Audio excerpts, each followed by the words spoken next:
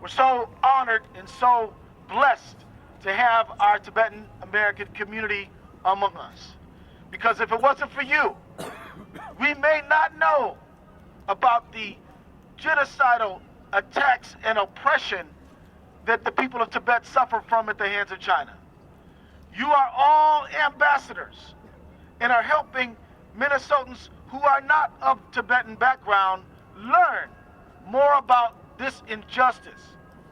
When I begin to think about the awful, terrible oppression that someone must have to endure so that 62 of them would self-immolate, then the oppression must be such an intense degree that the world must stop and say to China, stop, free Tibet.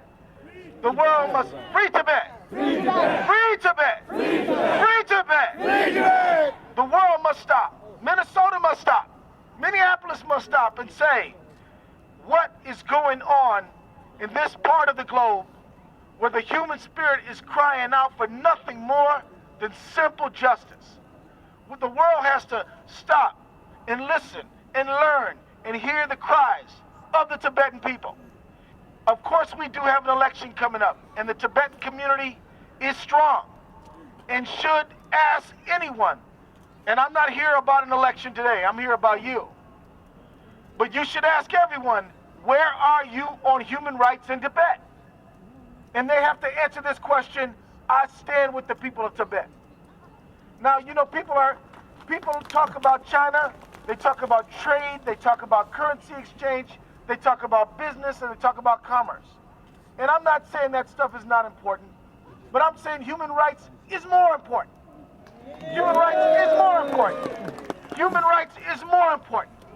And I want to let you know that if I can wear a t-shirt or march with you or meet with you, have the benefit of listening to your leaders and His Holiness the Dalai Lama, who it was my personal honor to meet and was the great moment of my life to be able to meet His Holiness the Dalai Lama, then you can always count on me standing with you. The day will not ever come when I won't stand with you for human rights, for civil rights, for people all over the world, the people of Tibet. We can lift our voices here in the United States, but they cannot lift their voices there, not without being oppressed. So then we must raise our voices. We have a responsibility to let the world know that we are standing for justice, for freedom, for Tibet. Bless you.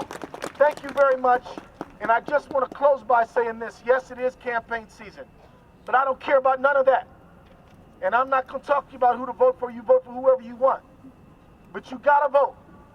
Will you promise to vote? Yes. Yes. Will you promise to make Tibet the issue? Yes. Human rights for Tibet, the issue. And as you call for human rights for Tibet, make sure you call for human rights for every human being on the globe, okay? May God bless you. Free Tibet. Thank you.